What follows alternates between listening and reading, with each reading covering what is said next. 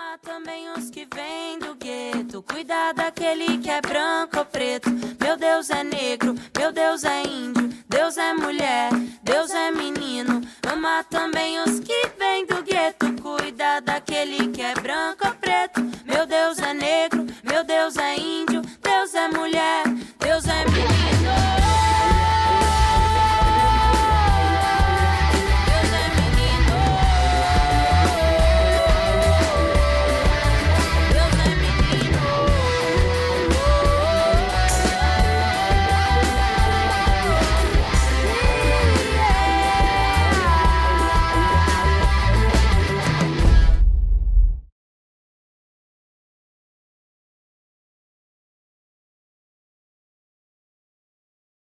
O homem, desde que o homem é homem, né, o Edgar Cortado, que é um grande historiador espanhol, ele traz, né, na história de drogas, que o homem sempre procurou substâncias psicoativas para melhorar o seu humor, para melhorar a sua dor e para dormir, né? Então, se a gente for na história do homem, a gente vai ver esse uso.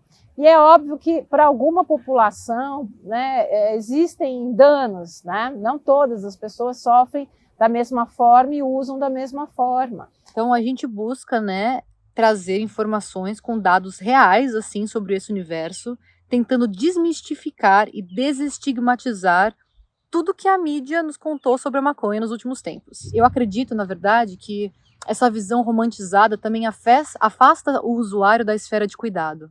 Então, por exemplo, essa frase de que uma erva natural não pode te prejudicar não é uma coisa que a gente acredita e não é algo que a gente tenta promover.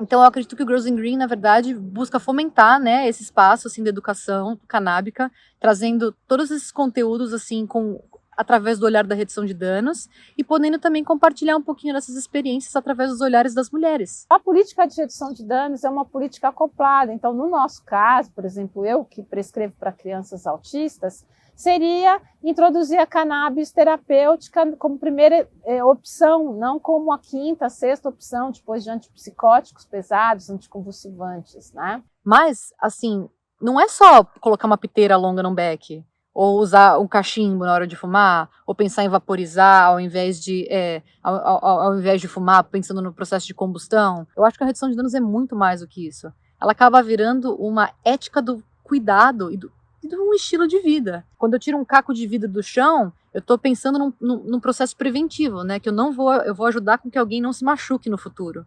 Então, eu acho que a redução de danos, além de ser esse conjunto de estratégias bem pragmáticas, assim, que é possível você fazer rapidamente ali, né? Possível você pensar em fazer o uso de drogas de uma forma mais segura, acho que também é essa mentalidade de fazer uma apologia ao cuidado e não uma apologia às drogas. Então, a política pública de redução de danos, ela pode ser acoplada a qualquer público que tem um problema de drogas, né? Então, desde o sistema prisional até uma criança que faz uso de drogas listas de uma forma abusiva, porque a sociedade a gente não tem uma resposta, né? A ciência ainda não tem uma resposta de como tratar uma criança autista, por exemplo. É uma pandemia no mundo inteiro, as pessoas com dor usam muito Tramal, Paco, essas medicações, né? Oxicodona, etc., e elas ficam dependentes químicas, né? E acabam falecendo de overdose, como, por exemplo, o Michael Jackson. Então, se a gente tem uma política pública ou até uma política de mercado, como a gente vê nos Estados Unidos, adequada, a população usuária ela é beneficiada, tanto do ponto de vista, por exemplo, de um adolescente que vai fazer um uso indevido de substância porque está fácil na esquina, né? Então, se você tem lugares próprios, dispensários, esse adolescente não entra. É óbvio que vai continuar tendo tráfico, mas até mesmo esse tráfico, ele melhora na qualidade da oferta quando ele vê que no dispensário está mais barato e está melhor, né, a qualidade, então ninguém compra mais dele. Até esse adolescente que vai entendendo que é uma droga de uso adulto, como o álcool, né? Ele faz uso, ele sabe que ele está transgredindo. O que a gente vê é que nos outros países, a cannabis, por ela estar regulamentada, o cidadão ele já vai no dispensário, em alguns estados americanos, como por exemplo de Washington e Colorado, ele não precisa nem de prescrição. Isso favoreceu muito, principalmente a terceira idade, que busca para dor, para melhorar o humor, para dormir melhor. Eu acho que a gente devia usar a maconha, os lucros da maconha, o espaço do mercado da maconha para transformar isso. Né? Você vê lá nos Estados Unidos a experiência de estados que estão devolvendo, está sobrando dinheiro de imposto. Porque você pode investir na saúde, você pode investir na educação, você pode investir nessa reparação, você pode abrir programas para facilitar os empreendedores, as empreendedoras, você pode fazer uma série de coisas, né? A maconha, ela dá muito dinheiro. Eu acho que o impacto econômico da legalização no Brasil seria surreal, assim. Existem relatórios que mostram, né, quanto a maconha poderia promover financeiramente para o Brasil. Eu acho que poderia tirar o Brasil desse momento de crise absurda que está. Sem contar a geração de renda, sem contar a geração de empregos. Eu acho que tem um caminho muito bonito que pode ser seguido quando a gente pensa na legalização. Hoje em dia, a indústria canábica já tem um espaço muito grande no Brasil. E se você parar para pensar, a indústria canábica cresceu sem mesmo poder tocar na planta. Dentro do 1-2 ali da minha bolha, era, a maioria moleque, né? E eu era uma das poucas mulheres. E quando eu estava na minha vida fora do 1-2, eu ia num rolê, quando a gente lá em tempos longínquos ainda podia ir em rolês, eu via que naquele momento do vamos fumar um, você tá no barzinho, aí vamos fumar um, era um monte de mina comigo.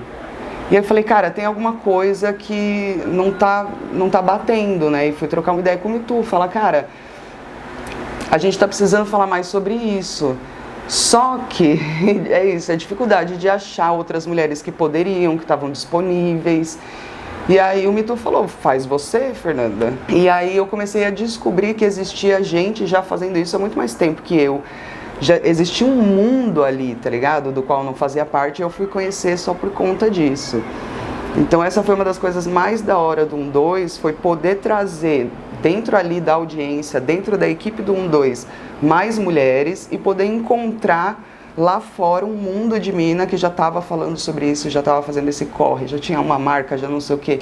E aí do outro lado a gente vai ter realmente a parte do machismo na cena. Os homens que estão em posição de autoridade hoje na cena e que estão como presidente de empresa ou que estão lidando com coisas muito maiores, eles são também relativamente mais velhos, então chega com uma reação dupla, onde vem uma mulher e uma mulher mais nova falar sobre isso e falar sobre algo que eles não dominam, que é o universo do cosmético, que é o universo do bem-estar.